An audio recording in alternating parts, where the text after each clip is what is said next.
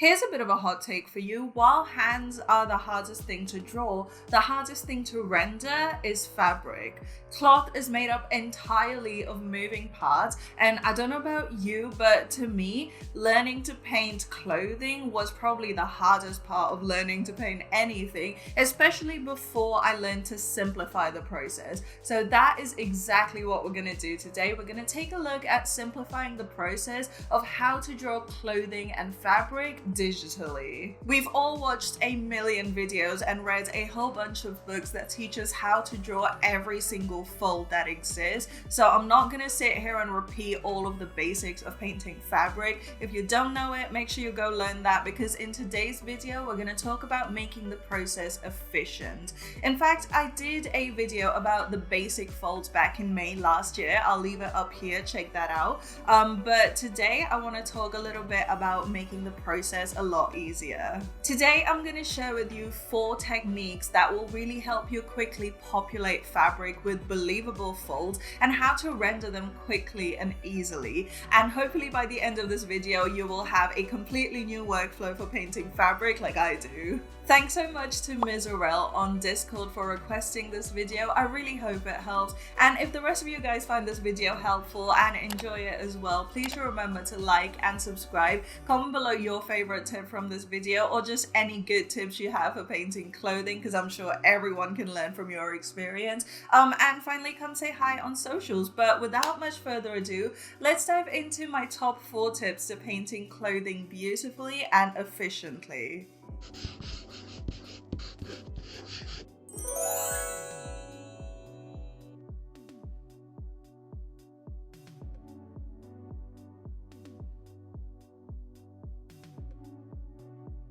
I want to start by saying that literally all of your art will always be enhanced if you use references. Today, I want to refer to these gorgeous fabric studies by Nadia Dibach, whom I've linked below because they are an incredible resource for value scales. But for the examples themselves, I'm going to be using these reference images I found on Unsplash, and I highly recommend always having references when you're learning a skill. It will honestly help you level up a lot quicker. Okay, let's get into the tutorial. One of the most common types of folds you'll see is this kind, where there is a sharp corner and the fabric sort of bunches up together into the crease. You'll see this a lot in the elbow and knee creases, as well as armpit and crotch areas. The easiest way to show these is to use the crease in the body as a central point and radiate lines out from that point, going in a bunch of different directions. However, remember that fabric has thickness and bulk, meaning it won't all converge into a literal point. Rather, at the point of origin, you'll see a lot of tight overlapping bumps that then fan out to flatter areas. And the thickness and bulk of the fabric also have another important impact on these folds, which has to do with their shape. Thinner fabric like skin-tight satin or cotton is more likely to conform to creases and will give you these straight, uniform creases that fan out almost perfectly. Thicker fabric like wool, however, tends to have a mind of its own. So instead of even fanned out folds, you'll see the bulk of the folds kind of overlap and pull downwards due to gravity.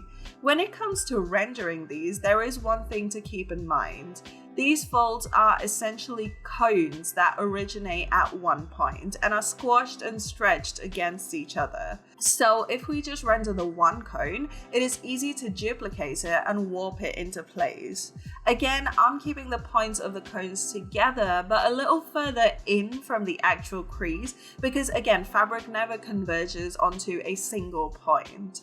We can then flatten the cones onto a single layer and lower the opacity. With these as a base, it is now a lot easier to make a new layer on top and render the actual folds. And boom, you have your corner folds. Alright, let's talk about compression folds. These are folds caused when a piece of fabric is too long and gets compressed in order to fit. So here in her sleeve, for instance, you see how because of the cuff at the wrist and the general oversized nature of the shirt, there is a bunch of compression at the elbow. And here by her arms, but also the shoulders, there's these creases where she's kind of hunching over a little. These folds generally have one thing in common, and that is triangles, or more often these arrowhead shapes. If you imagine taking an arrowhead and plunging it flat into a memory foam pillow, imagine the shape it would leave. There would be a little dip in the shape of the arrowhead, and then the pillow would rise up around it, right? Now imagine doing this with several arrows next to each other. That is basically what your compression folds look like. Does that explanation make sense? I don't know, it made sense in my head. But you're basically taking the upper half of a triangle and inverse embossing it. And sometimes if you catch these folds head on, you'll see that they actually form a mirrored row, creating these diamonds.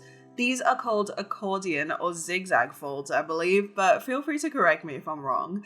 With these folds, I find it is much easier to start with a shadow tone and then carve out the highlights with a soft edge brush. Depending on the texture, you could go with a harder edge brush. Smoother, silky fabrics tend to create more hard edge shadows and highlights due to their reflectivity, but more textured woven fabric has more diffuse shadows and highlights since the reflectivity is lower.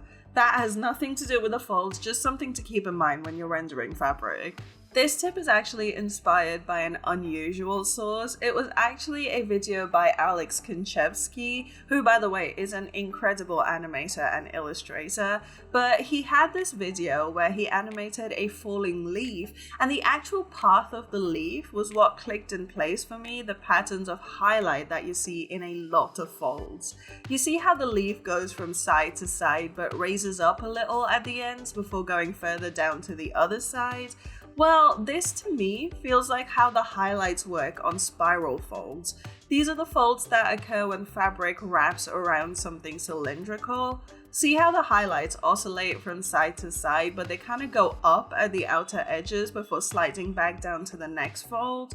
Obviously, it can go in other directions depending on the pose, so the oscillation could be up and down instead of side to side, but the principle still remains.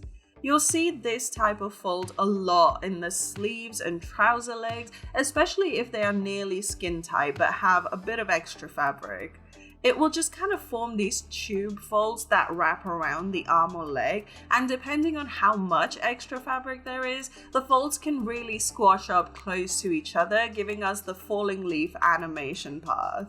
So again, I started with a shadow tone and placed the highlights in with an airbrush to begin. I actually did a couple of falling leaf path things and made them intersect in some places just to add a bunch more randomness. You can always add some extra little shapes that don't fall on the main path because fabric likes to be as random as possible, and it will be way more believable if we get it looking imperfect and asymmetrical. I then went in and tightened up some edges and also added in some midtones on the other side of the folds beyond the shadows, which let's look at that now actually. Here is an incredible reference I found on Unsplash where you pretty much see all kinds of folds.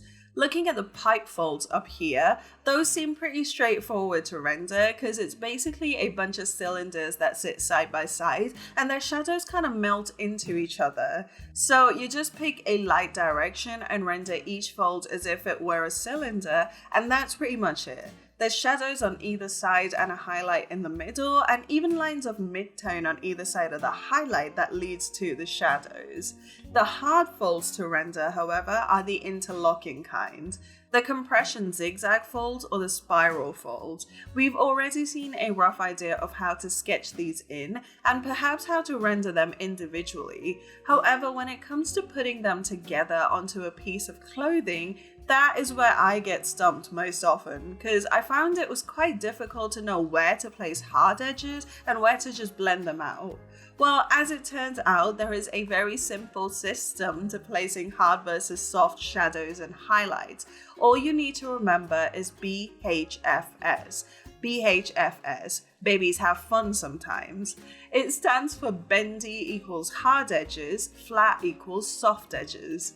Here's what that means. If a crease is super bendy and compressed, especially in the shadowy region, that's where you put your hard edges. Not just physically hard edges, but also your high contrast colors. These are where the midtones are very thin or even non-existent, while the highlights and shadows are close together and form a hard edge. This gives us that bend. On the flip side, if an area is flat or smooth, you blend those edges out and put in much more midtone. Usually these areas lead off from the looser side of the folds and they kind of lie flat against the skin. You'll see this a lot on the deltoid muscle, the front of the thigh, just any place that kind of rounds outwards, causing the fabric to stretch around it. So BHFS, bendy areas get hard edges and flat areas get soft blends. And one final little detail I want to mention that will really add a ton of random realness to your fold is the occasional shadow rod. It is basically a little rod of shadow coming in from the outer edge that doesn't go all the way across the fold, but it kind of just splits it in half for a little bit. I suppose a bunch of these shadow rods would come together to create a zigzag fold, but you also see these in other types of folds. In either case though, they add a fun little random fold to the outer edges of your fabric, and like I've said a million times on this channel, randomness equals realness. And there we have it. There's my 4 tips to painting even better fabric. So there we go, guys. Let me know what you think about these tips, and are there any other tips that really helped you paint clothing a lot better?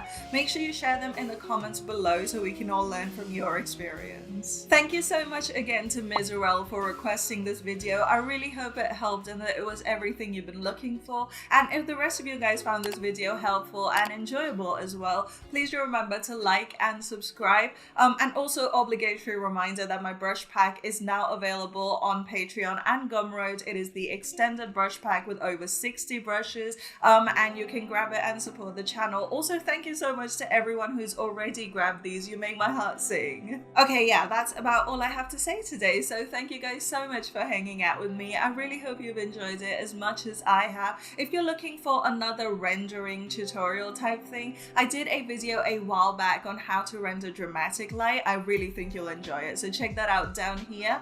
But yeah, I'll see you guys on the next one. Bye!